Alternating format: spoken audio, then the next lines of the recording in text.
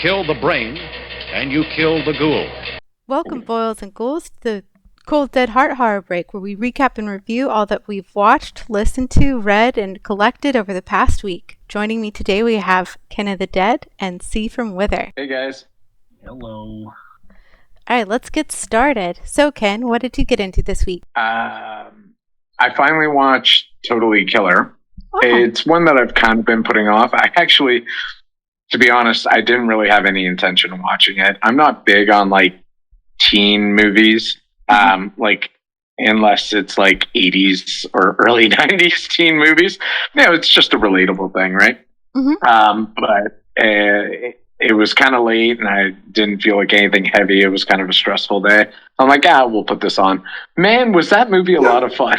It was Hot Tub Time Machine meets Scream almost. It was really good. Yeah. Yeah, honestly, I laughed my ass off through about most of it. It was good. The acting was good, and the story was fun. I liked it. It's definitely not a serious movie, and I wouldn't say it was a good movie, but I could definitely say it was a fun movie. So in the movie, just something light and fun, right? Exactly. Well, and plus, it was kind of funny just seeing the differences, when she was checking into the high school and how different things were back then. Because I don't really think about that much anymore, but it's no. For sure. Things were lackadaisical. It made me think of and I've told this story on the podcast before, but when I was a kid and my parents would just drop me off in the big movie store kids section, you know what I mean? Go watch cartoons and eat popcorn by yourself in this huge, movie store. I'm you could only get away with that. Yeah. It was the 80s. Yeah. No, there was a lot of little nostalgic Easter eggs in that I thought was pretty fun. And also throwback to just general 80s stuff I thought was pretty cool.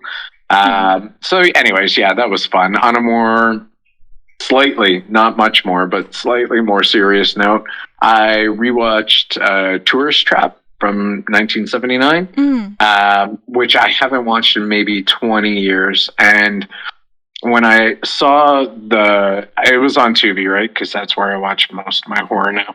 And I saw the poster and I'm I remember this movie. And I'm if it's the one I'm thinking about, it was a weird movie that I don't think I understood as a kid. I'm let's give it a go. And I know Joe Bob on the last drive-in did a retrospective on it. So I was let's give it another go. And that movie is so fucking weird, man. It makes no more sense to me now than it did when I was a kid watching it. It's fun. It's a fun slasher movie. But hell, do you guys remember that movie at all, Tourist Trap? It's I've never watched it. No, and it's tough to recommend because it's kind of it's classic. It's a classic horror movie, and there's a lot to the production and the special effects guy from Texas Chainsaw Massacre was on it, and there's definitely cool things about it. It's a hard movie to recommend because what the hell am I watching? It's just fucking weird. Mannequins coming to life and dual personalities and a lot of chances to escape that go unfulfilled. But anyways, by the end, I was I could appreciate it. I definitely wouldn't say it's a bad movie. It's got its classic place in cinema and horror cinema. Was it one of those movies where people are struggling to understand, if it had a point? You know what I mean? There's a lot of movies nowadays, at least that. Oh yeah, no, give the viewers a look into some. No, I honestly I'm not a genius, but I'm not dumb, and I don't think that there was any deeper meaning behind that one.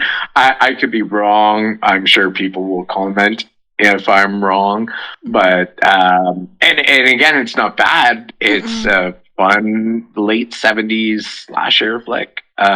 It's just weird, man. It It's is a weird weird. one. Yeah. No.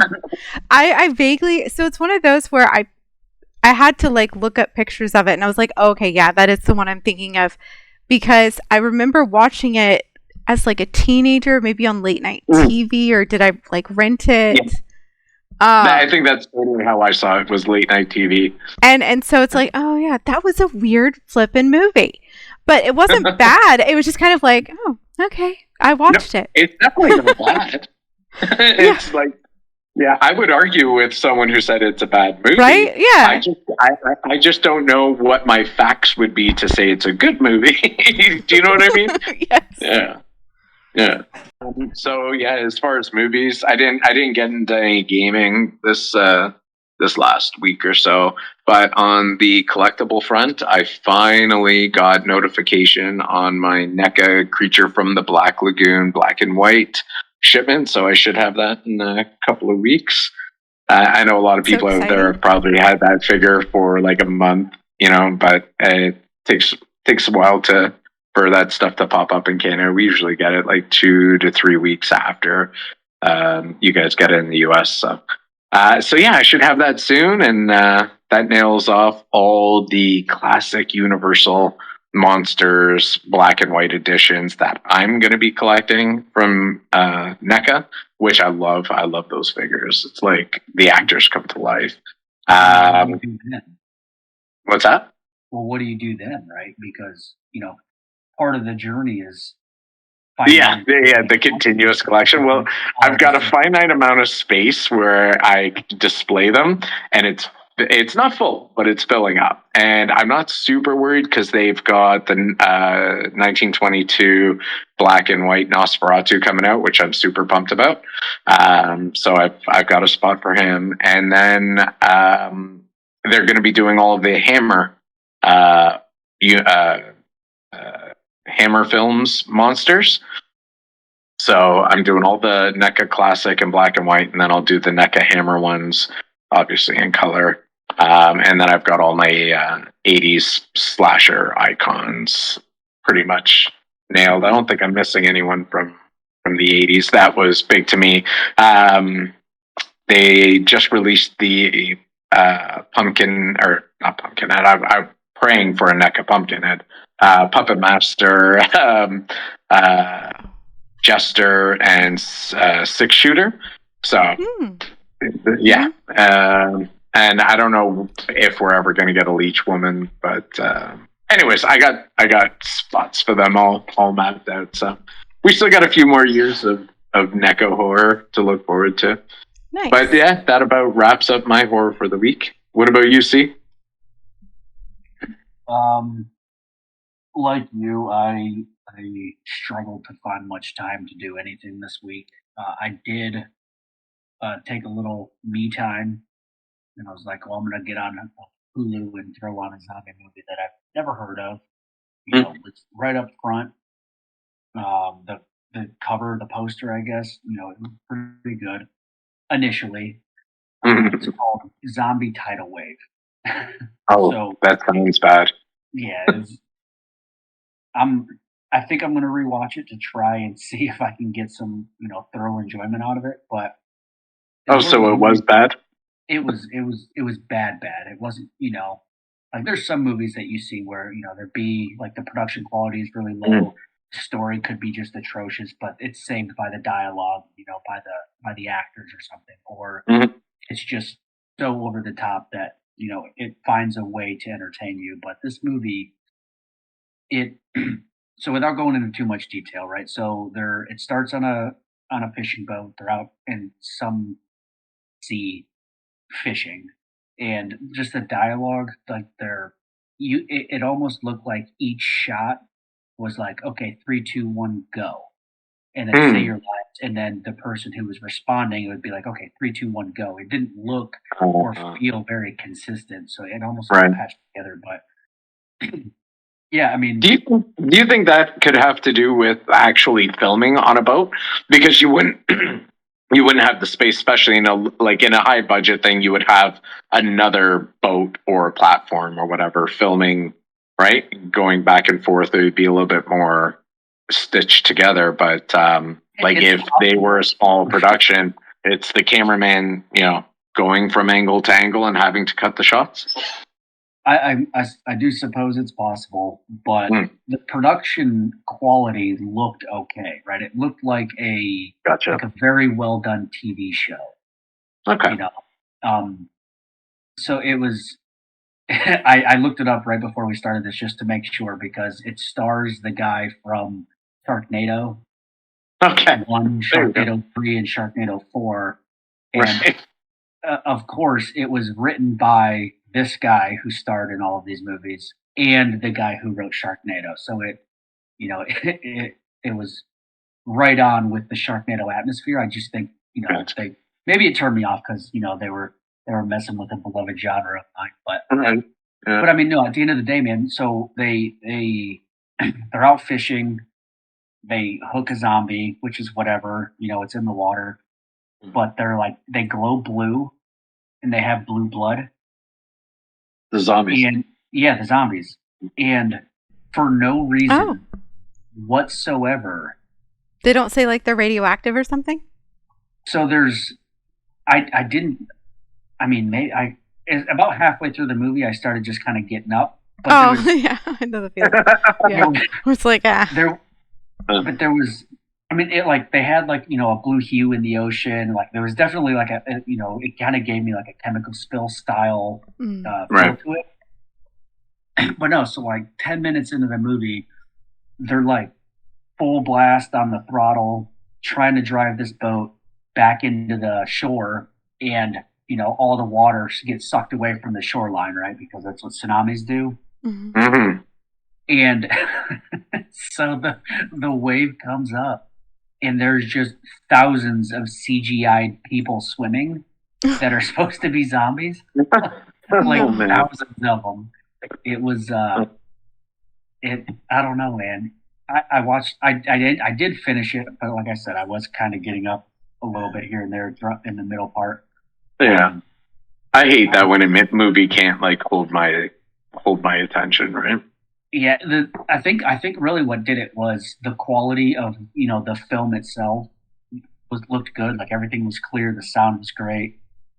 The CGI was atrocious. It wasn't. It was like I guess it was like Sharknado CGI, right? Like just absolutely bonkers bad. Where Sharknado has become this weird cult classic, which I've seen them. It's bad, but it's fun bad, right? I could get on board with fun bad. And I think with that crowd of people, this would be a good movie. Right. I did enjoy Sharknado. I think just my leaning towards really enjoying the zombie genre is what threw it off. Right. Because it didn't hold true to the classics. It didn't hold true to the B movies where people are really trying, but they just make an awful movie. This was a high budgeted, poorly made movie that was done on purpose. Yeah. They just checked. And that is disappointing. I know that feeling. When you're you could have made a good movie, right? Yeah. Or not even a good movie.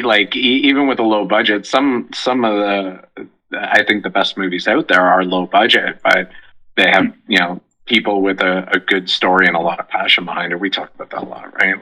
Passion is everything. And if you've got, and it's different things you could hook into, right? And I find if the acting is bad because they couldn't hire real actors, and the CGI is bad, or the cinematography is bad, but the concept is good, right? I could get on board.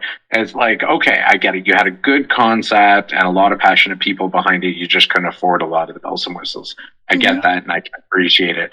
And like you said, sometimes it's maybe the stories, to you and me, maybe not the best, but these guys were passionate about it. So there was actors that jumped on board that maybe did it for a free or really low cost. And there's some kind of passion behind it, but sometimes you feel like this is just a cash grab.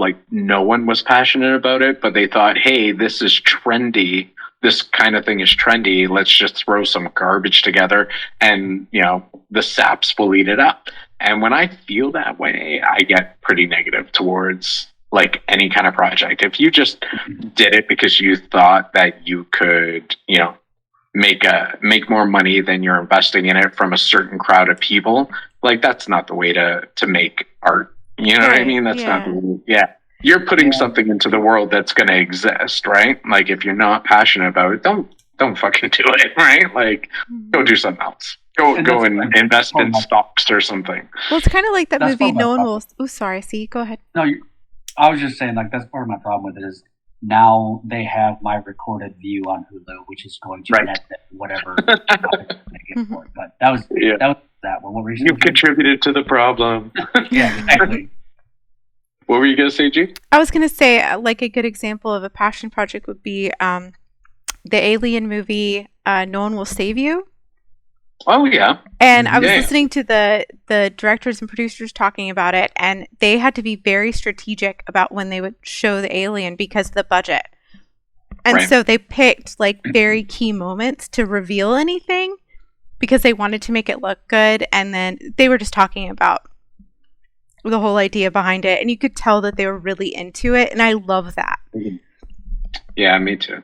There's nothing more, like, especially, I guess you could say with anything, I don't know to say especially horror because that's what we're talking about, but like I find it especially in horror is that it is the easiest way to get me on board, and I find that with a lot of people is like taking these good stories from, like, you know, lesser known people that just have these good stories and everyone gets passionate about it and it bleeds through in the project, right? When people are excited, like Terrifier gets a lot of crap, but like those people are so committed and they do such amazing work. And if you like, you know what I mean? Like, it's incredible what they do. And on these really low budgets, man.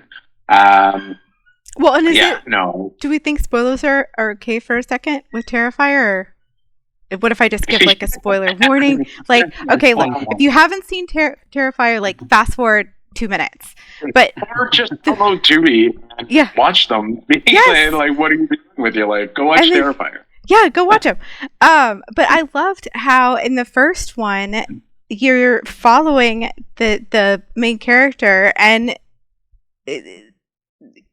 she dies in the middle of the movie. And you're like, wait. No, it's fantastic. What's happening? Who am I following now? Yeah. It's like, wait, is the movie over? Is this what? Oh no, we're following another person. Okay.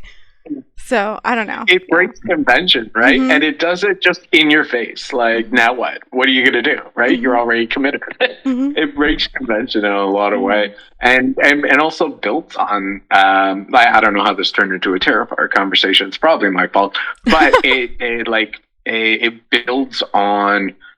I don't want to say tropes, but like the things that we love about, like, especially like slasher horror, splatter horror, and just elevated it. And they did it like it's an indie project, right? Like, super low budget. Yeah. It's just mind blowing. I respect everything about Damien Leone and the Terrifier world he's created. I think it's dynamite. But passion was the reason why we started talking about it, and I think that's just like the crowning example right now in like indie horror as far as passion goes. So anything like that, and I'm not saying everything has to be a Terrifier or even push those limits, but when you have a small group of people that are super passionate about something, I think you could make something pretty epic with a low budget, and then obviously the opposite of that is true, right? When you have people that are just looking to invest a little bit of money to get a return and don't really care about what they're doing, I think that shows too. And I'm not crazy about, you know, cult followings behind things that are kind of made as a joke to make money. I don't know. It just kind of turns me the wrong way. I'm not saying that's what that was, but it sounds like it. So for me this week, I am still playing Control. And that game is a lot of fun. I also picked up The Last of Us. I'm going to play. I loved the first one. I don't know why I hadn't played the second one, but yeah. And I've been reading Ruse Colored Rain, which is still an amazing title, and it's good. I don't want to give too many spoilers away for it, but I like the character development. I like that. I don't think this is a spoiler because it's literally the first page, but the like primary couple are in the middle of a fight when the book starts. It's kind of like, oh, that's nice, because so many times I go to because I read a lot of zombie stuff and horror in general, and so many times it starts off with, and the world was full of rainbows and tulips. And everything was perfect. And it's so boring after a while. It's like, yes, okay, wonderful. You're in a meadow. Yeah. And this is like, she's pissed off at him still from a fight from the night before. She didn't get enough sleep. And it's just like, ugh, what do you want? I like that. It's kind of interesting. Way to start a story, for sure. It is. Yeah. And then I watched Kids versus Aliens, which is nice. How was that? That was a lot of fun. A lot better than I was initially anticipating. I don't want that to sound mean, but like I didn't know what to expect. I watched it because of the Dead Meat Horror Awards, where they showed like the best kill. Yeah, 100%, right? Mm-hmm. Like, I had seen that pop up, like, you know, like, we go through, like, the horror news every day, right? Mm-hmm. And I had seen people mention it, and I, honestly, almost, like, totally killer, right? Mm-hmm. I was like, this is a movie I'll never watch, right? And I just kind of dismissed it, and it was when we were watching the horror awards, and, like, they were showing, what was the best kill or something like that? It was, best kill for Trish. Yeah. And I'm like, what the hell is this movie, right? It just looks amazing. Yeah, and it just started up on my to watch list. It's a goofy sounding name. I'm sure it's going to be like a bit of a goofy movie, but like it's totally on my watch list. Sorry, I didn't mean to cut you off. No. I'm so glad you did. I thoroughly enjoyed it. It was so much fun to watch. It is a goofy movie, but I think everyone had a fun time filming it, and the kills were fun. Nice. So, I mean, definitely I would recommend. And plus, I kept the lead actress, Phoebe Rex. I was like, why is she familiar? So finally I pulled up IMDb, and she was in From, which is a great show. I can't wait for season 3. Right. Yeah, I know who you're talking about. She wasn't in there very long. She was the one that had like she was stuck to a tree with a thing through her brain. Yes. Yeah. Right. Yes. So, but that I'm so excited for season 3. And then the other thing that I'm excited about that I saw this week is they released another trailer for Late Night with the Devil, a longer one. Freaking good does that movie look, man. Oh my gosh, it gave me goosebumps. Like, I need this movie out now. Yes.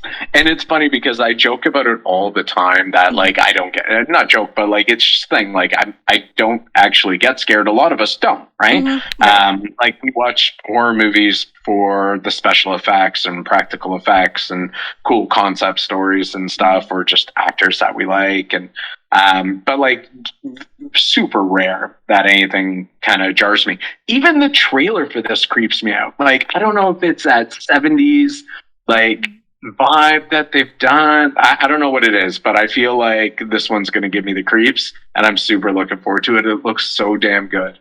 Yeah. And, well, you know, the guy that plays the host, what is his name? Yeah.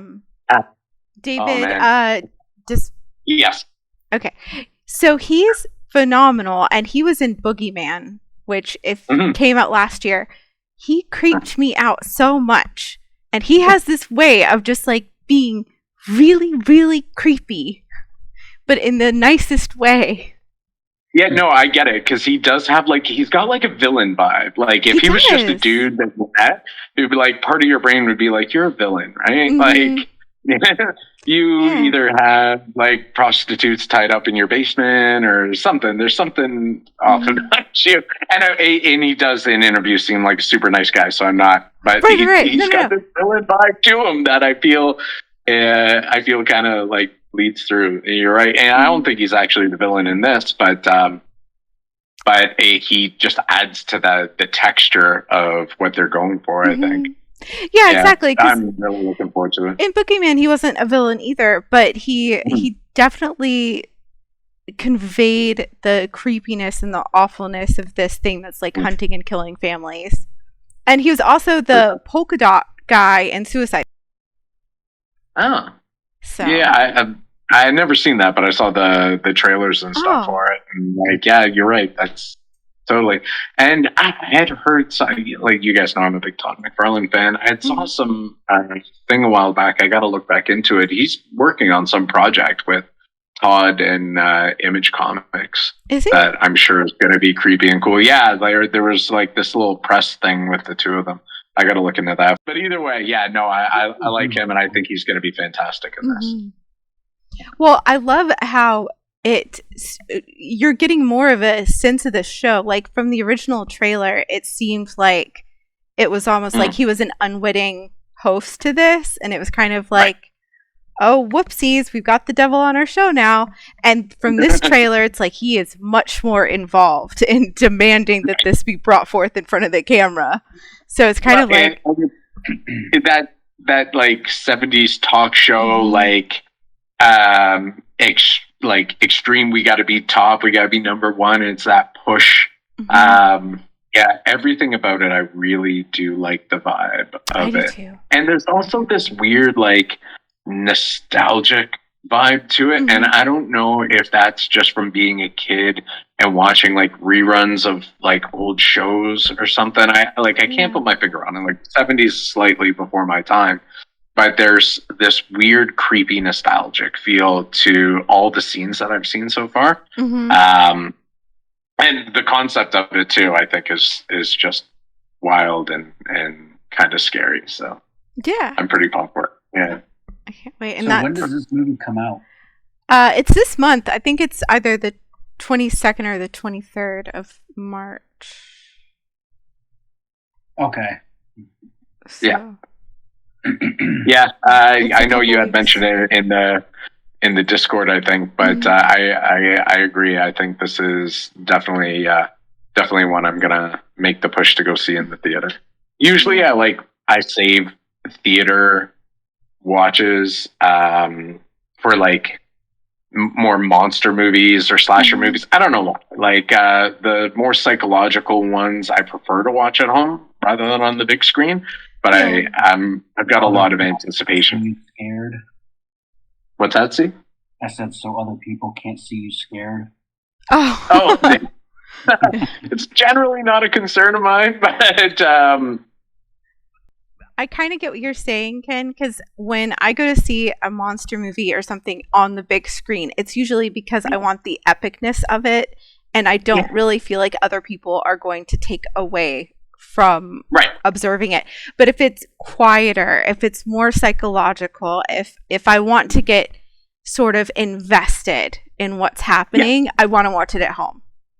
You took the words right out of my mouth, and that's exactly what I was going to say. Like, if it's something that you have to think about and really invest yourself emotionally in the story, that might sound weird, but I mean, like you. I don't know if you guys do this, but there's times where I'm watching something, or we do a lot of haunted houses and stuff in October, and like I mentally try and put myself into whatever it is, right, to try and get that scare, right? And with more psychological stuff, if it's not in your face, effects, it's more story based. I don't want the distraction of being out. I want to be home base where I could just totally nerd zone into something. Exactly. But I think I'm gonna break that mold for this one and catch it in the theater. I'm just pretty damn excited about it.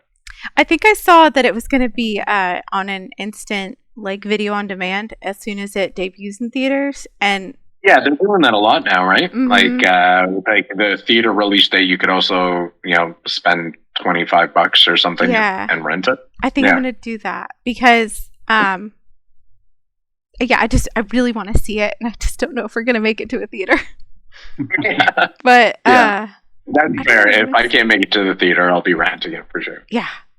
Because I don't think I can wait on this one. Like, normally I wouldn't splurge on it. If I'm going to splurge on it, I might as well go. But, like, for this one, I think I will.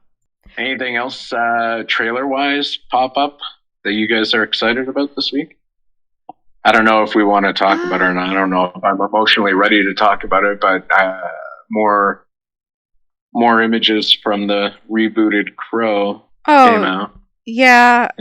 I'm just I don't know if I'm emotionally ready to discuss it yet. I'm really enjoying the conversations that I've been seeing on both Discords about it. You know, it's just the stills are horrible. I don't know what else to say. Yeah. Like they just, oh man, they're really bad. Yeah, and this is our quiet moment of reflection as we're all super depressed about it. Yeah. And for anyone listening to this, that was just a quiet moment of reflection. I think with a movie like this, you've got to, at least for me personally, I would listen very intently to everybody's, worries about how it's going to be, and then watch it, and then try and find reasons why I can refute everything that they're going to say about how awful. Yeah. And just say, I would say that, and again, maybe this is a bigger conversation for another show, but we'll probably loop back around it on the next news cycle when like maybe a trailer or something for it comes out. And I would say the most disappointing thing for me, I could look past the visuals. Okay, they want to do a different look for them, and I heard like kind of a cool story about how they came up with that look that I despise, but it's a cool story on how they came up with why they went with that look. But well, what's the story? So apparently, what's my man's name? Skarsgård? Skarsgård, yeah.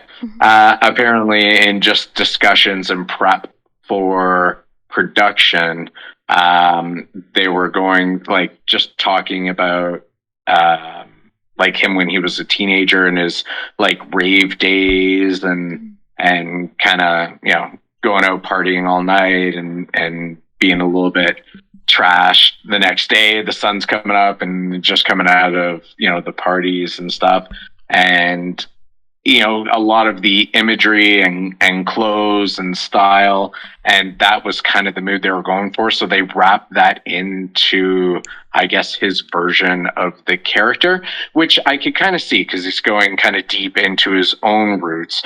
And when you hear the revised story, like the plot line of the story, which is my problem with this movie as a whole, it does make sense. Like it makes sense for their vision of it, why they went with that look. It was connected. It's a look that's kind of connected to him in, when he was kind of dealing with dirt bags and, in his party days and stuff. So I could see why they went that route for the story they were going for. What I don't understand is why that's the story they were going for. And I'll say this is what a lot of people are like, no, Crow reboot, right? 94, Proyas, Brandon Lee is the Crow. It's a masterpiece. I agree with all that. It doesn't need a reboot. I agree with that. That movie's a masterpiece, right? Doesn't need a new one. But I will say this.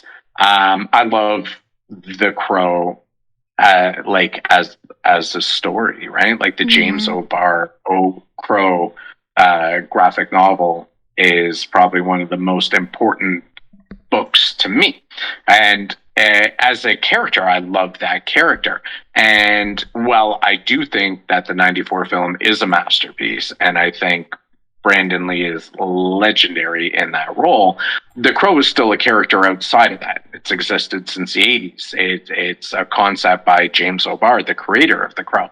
And ideas are timeless. They're immortal. They, to pigeonhole a concept, a story that existed before the movie based on one movie and say there cannot be any. And I know there's been other movies, none trying to actually reboot that, that story of Eric Draven.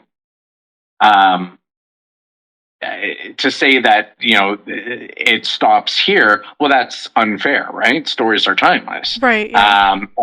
and what got me excited about the reboot was the '94 film wasn't a direct adaptation of the story of the comic. It was kind of its own thing. It took that concept and went its own way. And James O'Barr worked with Proyas and Brandon Lee, like really close with Brandon Lee. They actually became really good friends before and during production. And I think that's why that movie came out so good, because the creator was on board with this and helped shape this vision that they did.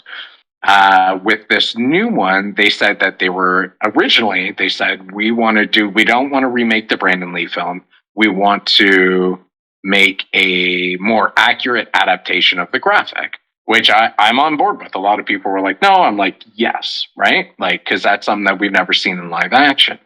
And then we get this write-up, right? Then we get this plot for this new Crow movie, and it's not, right? It's not. They basically just made up their own story. Right. And and it's funny because James O'Barr was attached to this film for about 2 years, I think, and ended up walking away because of the changes that they made. And I'm reading about what they've done, and I'm like, yeah, I get it. This is not better, and it's not authentic. It's not what they said that they were going to do. And I don't know who they're going to please with this one. Maybe they'll bring in some new fans into the franchise. I don't know. Maybe. Possibly. Yeah, my excitement kind of fell off the hill when like the production news kind of finished up, and we saw what it was going to be. Mm-hmm. But we'll see. Who knows? It might be fantastic. I might love it and eat all my words. All I could say right now is I'm not excited for it. No. All right. I think my feeling about it is summed up with a little meme I saw, which has the picture where Skarsgård, is holding his jacket open, and you can see all his chest tattoos. And it says, "Where did you come from? Where did you go? Where did you come from, Nibble Crow?" I laughed my ass off when you posted that on the Discord. Right? Like audibly out loud to where people were popping their head in my office like, what's happening? Which, by the way, fellow listeners, if you have a chance, you should join us on the Cold Dead Heart Discord, where we talk horror all the time. And we do several events throughout the month. And we try and be very inclusive and accepting of different opinions on movies and tastes. So it's... Oh, for sure. And we argue sometimes, It is all in good fun, and there's never any you're right or I'm right and you're wrong. No, everyone's got an opinion. The Discords are actually, I think we've really lucked out with the two communities, the Cold Dead Heart and the Wither Discords. You get a few bad apples that pop in from time to time, but they get dealt with pretty quick. For the most part, everyone is just super cool. Everything that I hate about social media doesn't seem to exist in those little two worlds, right? Mm-hmm. It's just like an ever-growing group of close friends that are all kind of on the same page, which is a lot of fun. See, were you a fan of the Crow movie? Do you have any opinions, or are you just holding out until you see what happens? I mean, I was a pretty big... I mean, I saw the original Crow when I was pretty young. I really watched it when I was, an adult, and thoroughly enjoyed it again. And I haven't been... So all of my information on the reboot is what I've been getting through the Discords, really. So I've seen, a lot of people's kind of worries or, apprehension towards the new one. Yeah. But for me, it's like, I look at it like any reboot. There are a ton of movies that never had to be made again. Right. Not from the, trying to follow the original storyline to, completely reimagining it and just keeping some things, authentic to the original that have turned out fantastic. So with something like this, because I enjoyed it as much as I did when I was younger, I don't want to go into it with like a sour taste in my mouth to it. Yeah. You know what I mean? It's kind of like when you meet somebody new, or like you get a new person working with you, and somebody you work with and you know and you trust is in the office, and they know them from somewhere else. You know, when they come into you and they're like, "Hey, yeah, this guy's a giant sack of dog crap. He doesn't work." Blah blah blah. You already have that, preconceived notion. So even if he is a hard worker, you'll intentionally find the things you didn't enjoy about it. And that's kind of sure. I'm looking at this one. Yeah. I would agree 100%. It doesn't. It looks like it's going to be different, at least. But I am hopeful that it comes through in some way, whether it's how the acting is done in that storyline, right? Because the storyline at this point is it's written down for. I haven't seen anything. All I've seen is stuff that's been written about it, right? And trying to imagine what they're doing, might not be exactly what they're saying, I guess. Yeah, well, I don't know. I'm hopeful for it, but yeah, honestly, there's a bit of hope for me. I know there's a lot of Crow fans that are hoping this movie flops, and I'm like, kind of the wrong. Like, I'm thinking it will, but I'm not hoping that it will.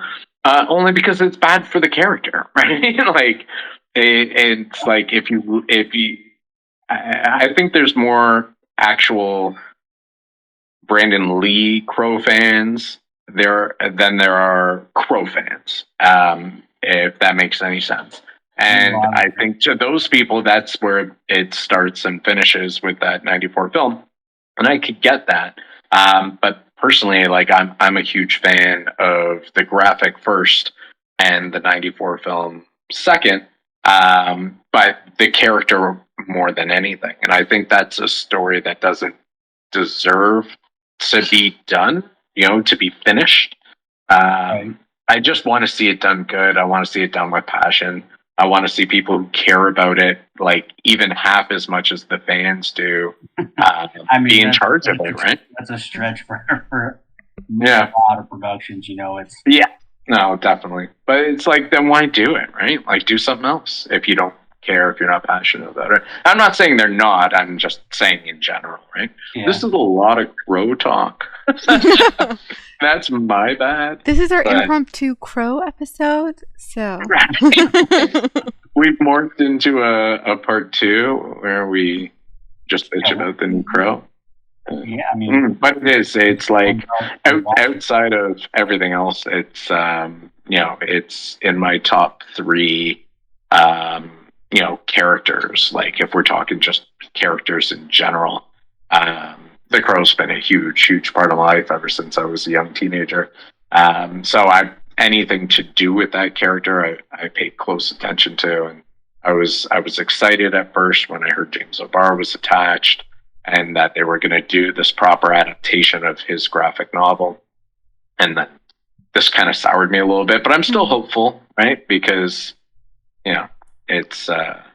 it's just good to see, I guess, the Crow back in the mainstream. I just hope that it's good.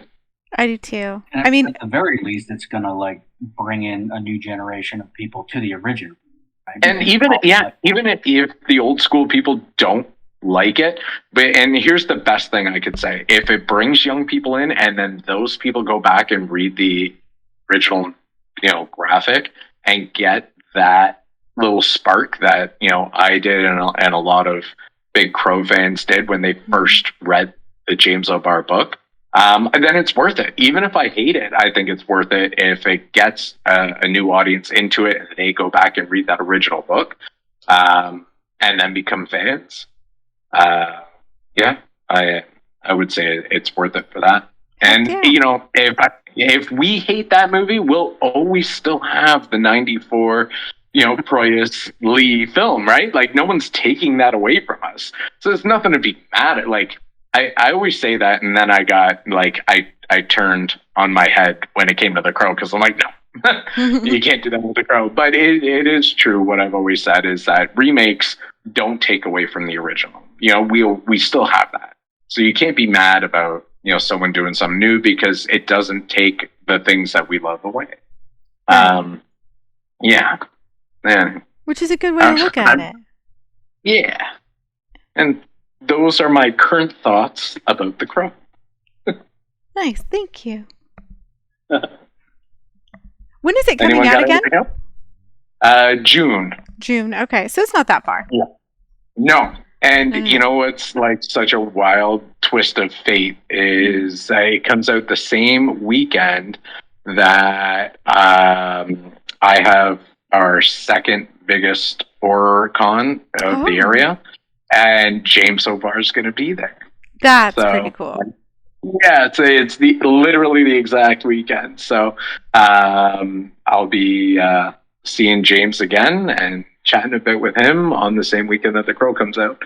I don't know if I'm gonna see it that weekend, and I definitely don't know if I'm gonna tell him I'm gonna see it that weekend if I do. But it's just a weird, really fun coincidence. Mm-hmm. Well, thanks, guys. Just real quick before we completely wrap things up, I wanted to say next week we are recapping the Dead Meat Horror Awards that just aired 4 days ago. And the week after that, we have a very exciting episode where we're going to be covering the Wither TTRPG with one of the game devs, Kippy. Both are going to be super fun. Mm-hmm. And how good were those horror awards? Oh, they were so good. So good. Yeah, the cameos that they had on there were really surprising, and I enjoyed that a lot. I also really like their take on it. I like how excited they are for horror. I mean, it was just fun to watch. Like, honestly, I'd watch it again. So yeah, and I think they nailed a lot of those categories, too. There was a few. We'll talk about more in depth next week. There was a few where I was like, I would have went a different way. But, like, for the most part, oh, man. Yeah. Definitely. Well, I can't wait to do that and for us to share that excitement with the rest of our audience. So thank you all, and stay spooky. Night, guys. Later.